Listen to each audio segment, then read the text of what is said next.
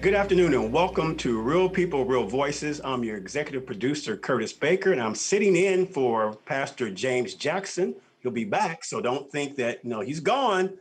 I'm just here sitting in and I'm nervous. I'm sitting next to Pastor Wayne Moore, which is a big pro. You guys know how he does.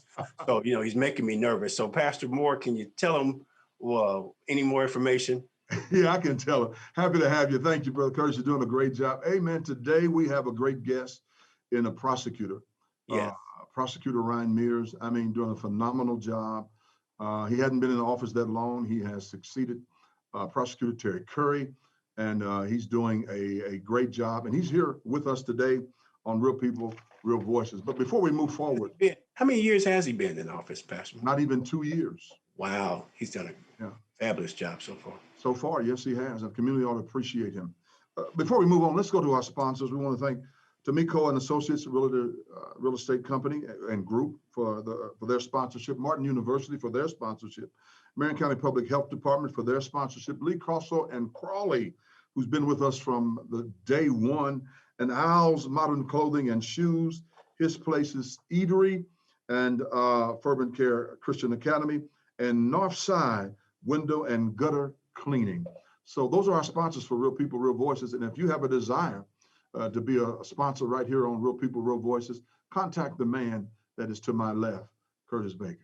I was actually visiting, I always try to make sure we support our sponsors. I was actually in one of our sponsors this past weekend and picked up this nice little jacket from him. So your wardrobe, since we've had Al Modern Clothing, has increased. It has. Has increased, but it's a blessing, man. To see that we have someone like Al in the city of Indianapolis, making sure men dress the part and look well for every occasion. And he has products in his store for every occasion. Every size. Every size and every occasion. Beautiful footwear. Check him out. But today, man, this is going to be a great day to hear from the prosecutor, talk about the programs that he has. He's a proactive prosecutor. He's community oriented. Secondly, but first of all, he believes in law and order. And but to have a prosecutor with that type of mindset is phenomenal for any community, especially Central Indiana and Marion County. So we're going to have a great time today. Having a conversation with Prosecutor Ryan Mears.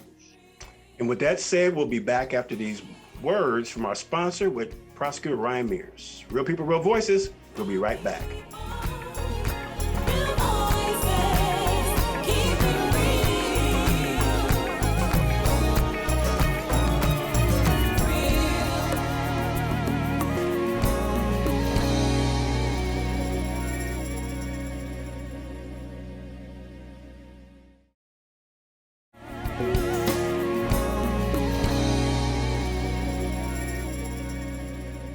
And welcome back to Real People, Real Voices. And we have our guest, Prosecutor Ryan Mears. How you doing, Prosecutor? Doing very well. Thank you very much for having us on the program. Great. Happy to have you, man. It's a blessing to be here and to share with you and see what you got going on in the city of Indianapolis. Yeah, well, I always appreciate the opportunity to discuss these issues and appreciate the platform and the opportunity. Yeah. Well, let's start off with, tell us about, you have this program, the 2021 Youth Violence Prevention Fellowship. Can you tell us a little bit about that? Yeah, absolutely. So one of the things that we try to do is we're always looking for opportunities to engage with young people and what's the best way to reach out to young people. It's unfortunate, but we've seen an uptick in violence as it relates to young people in our community. And I think it's really important that all of us proactively try to reach out to our youth and try to figure out what's on their mind and what can we do to try to assist them and help them as they grow and develop into young people. And so what we came up with was this program of our Youth Violence Prevention Fellows. And it's a comprehensive program where they come into the prosecutor's office for the summer and they work with us and they really try to figure out, we expose them to this is how a criminal case is constructed, this is how it's built. But then we also give them opportunities to tell us, to give them, an opportunity to critique the system and say, hey, have you guys ever thought about this or considered these different issues? And it's really a tremendous opportunity for us to learn from young people about what's on their mind and what is concerning them, but also expose to them kind of the practical realities of the criminal justice system. And it's just not just the Marion County Prosecutor's Office. Andre Carson participated in last year's event. We also had a number of city county councilors, Councilor Keith Graves, state senators, state representatives. All of them have participated to kind of say, this is how your government works. And then here's a space for young people and maybe how young people can help participate in the process. One of the biggest things that we heard from the people that we worked with last year was they just didn't see that there was a place for their voice to be heard, and they felt like they were maybe being overlooked. And so this really was an educational opportunity for them to learn, okay, this is how government works. What way can you impact government? But then also hopefully help them develop leadership skills. So when they go back in their community, they can be leaders in their community and help kind of have this conversation about violence, as well as what can we do to make our community a safer place. You know, I look at this program as a proactive program. I really do, because we still do have a high level of juvenile crimes. And if we can reach them with this type of program and this type of agenda, maybe that will shift their thinking from getting involved in those things that would put them in a place that would possibly damage their future. And this is why I like this fellowship, because it introduces them to a lot of things that they would not have been very much aware of. But not only that, this new conviction integrity unit, man, it's a great buzz throughout the city. Tell the city, tell Real People, Real Voices exactly what this program is going to do. Well, I think the biggest thing too for this program is this started from a conversation with the community. And, you know, I've been someone who has been very, you know, I've acknowledged that there are systematic issues and abuses that have taken place in the criminal justice system.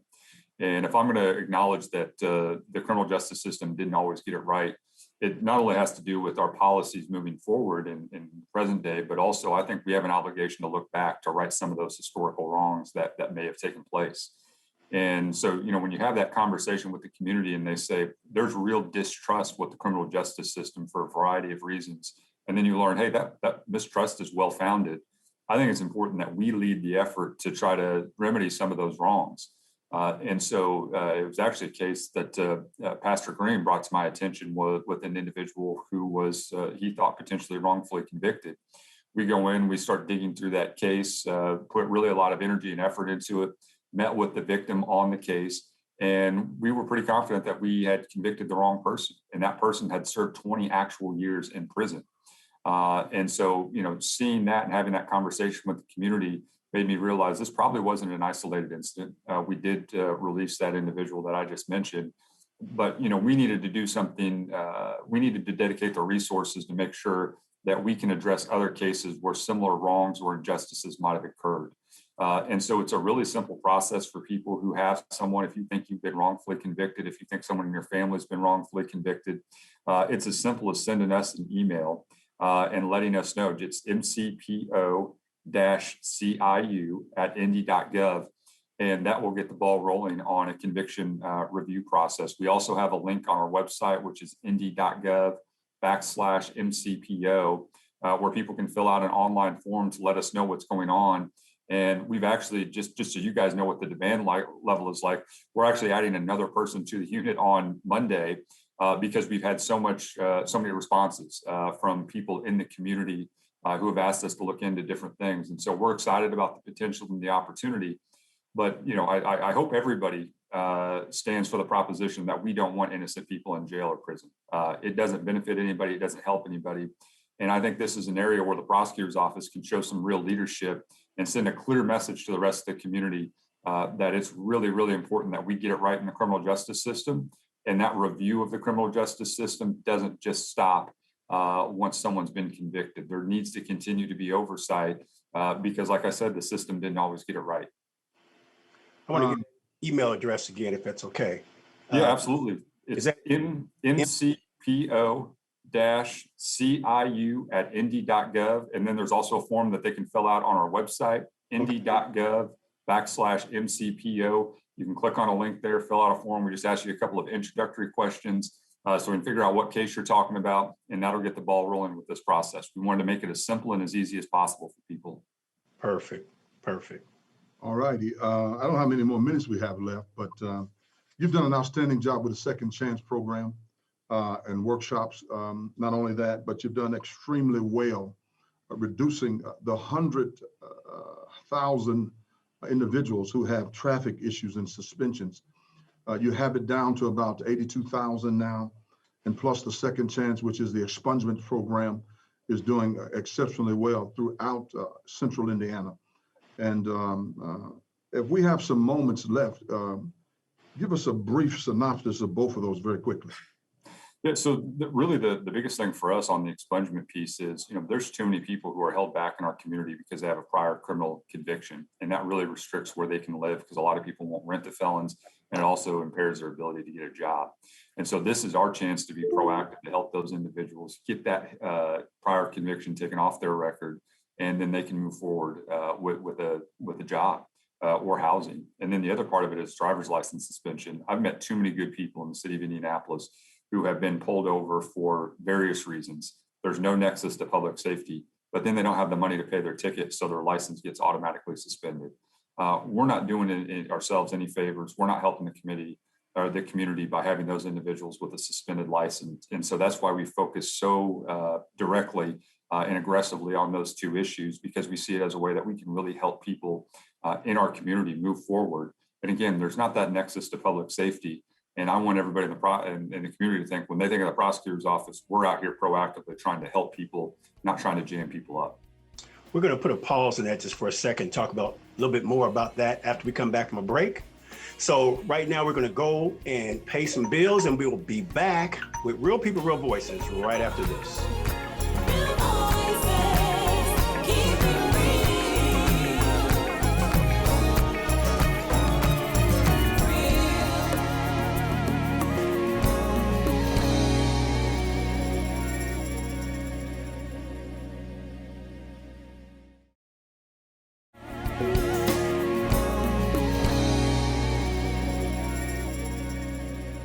Well, welcome back to Real People, Real Voices, and we have our special guest, Prosecutor Ryan Mears.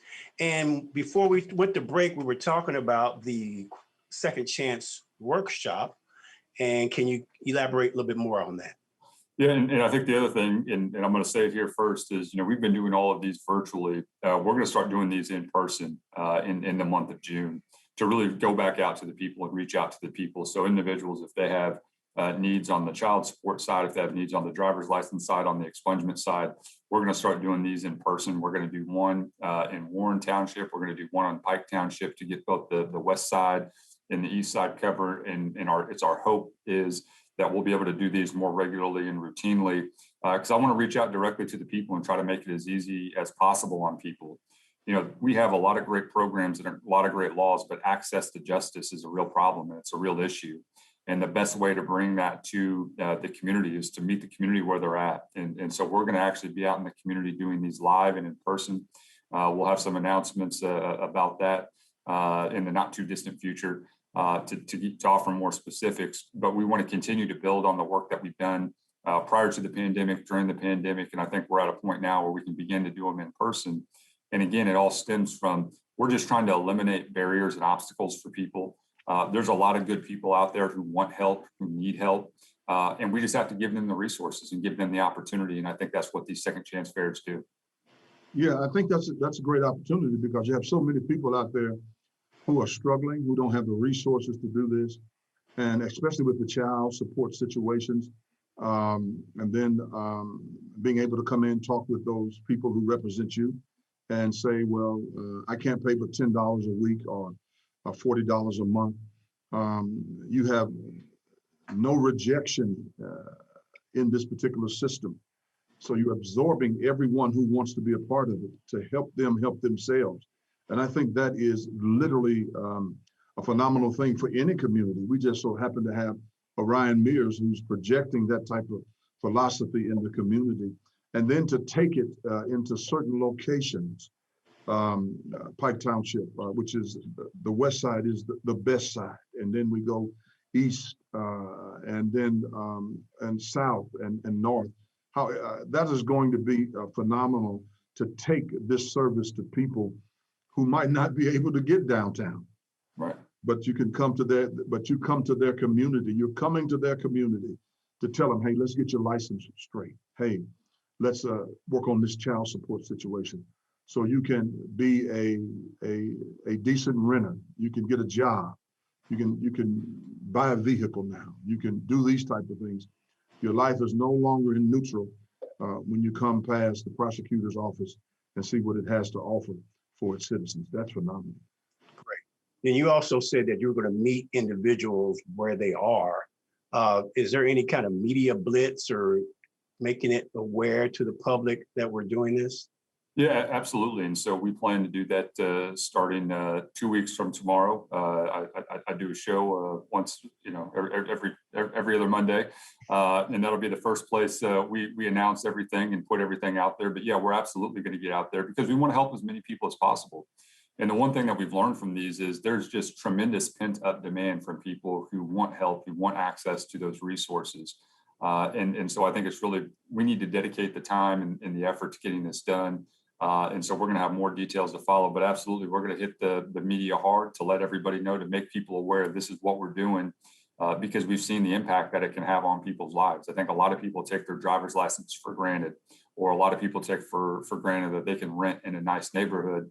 And a lot of people are struggling with that, again, not because they're bad people, just because of something that may have happened in the past, or they just got pulled over and they didn't have the money to pay their ticket. And it really, we're just criminalizing poverty, which doesn't make our community any better or safer.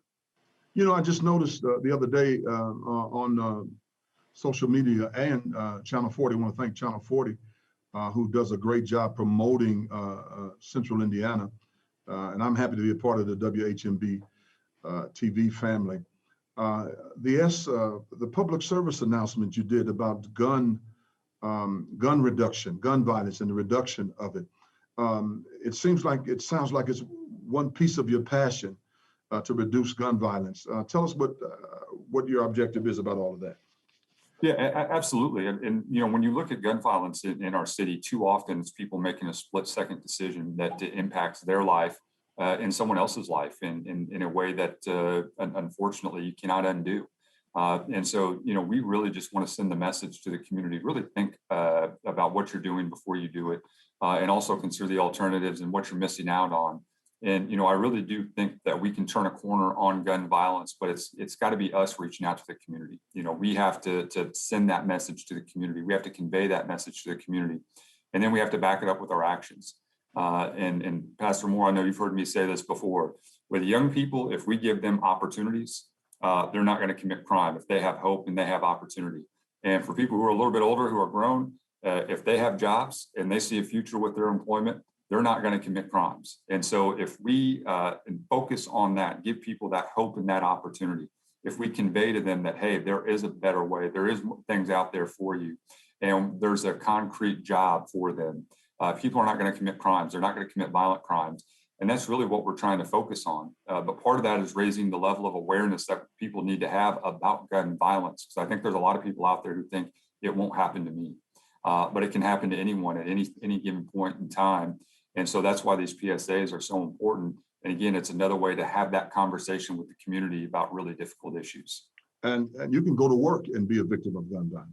Yeah, and that's the tragedy of all of this is there's a lot of people who are just good people who are trying to make a living, and they find themselves in just a terrible situation or predicament. And it just goes to underscore the importance of trying to figure out and turning the corner on this issue of gun violence. Next year is an election year. Do you plan to run?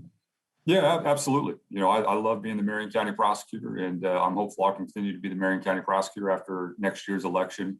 And I hope our work speaks for itself. Yeah, I think it does. What do you think about that, Brother Baker? I think he's done a fabulous job.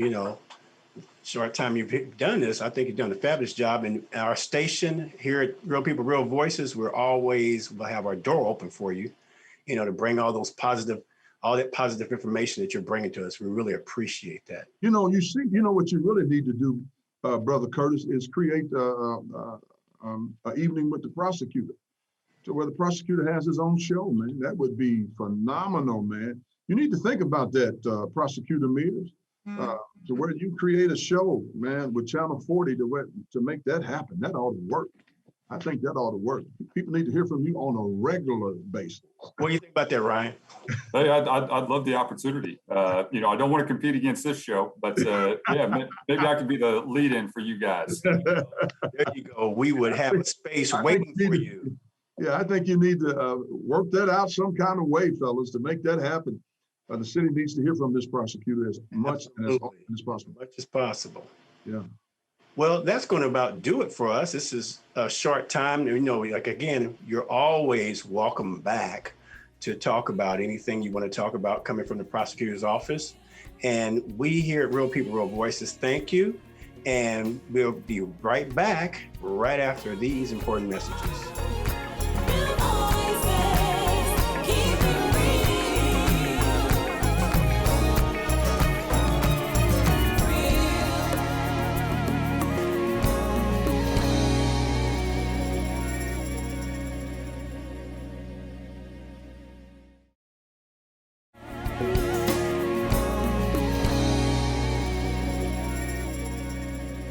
And welcome back to Real People, Real Voices. That was a great segment, 2 segments, by the way, with Prosecutor Ryan Mears. Pastor Moore, what do you think about that? Phenomenal work. I mean, what can I say? I think he's doing a phenomenal job. And I'm not saying that because I'm partial to Ryan Mears. He's just doing a phenomenal job. And with the programs that he has before us in this city, 2021 Youth Violence Conviction Integrity Unit, Quality of Life Unit, Second Chance Workshop, Traffic Court Addressing Suspended License. All of that is pertinent for any community to be turned around and to be healed and to be productive. Well, I definitely like the Second Chance Workshop. He had said something, and I'm trying to quote him. He's like, poverty should not be, the reason. Well, it is the reason in some cases that people cannot get the driver's license. It should not be a deterrent, or we shouldn't use that as, just because you're poor, we poor people or people impoverished people are at a disadvantage a lot of times to get caught up in the criminal justice system because maybe I can't pay a ticket or my license gets suspended because I can't get there in time, can't take off work for whatever reason.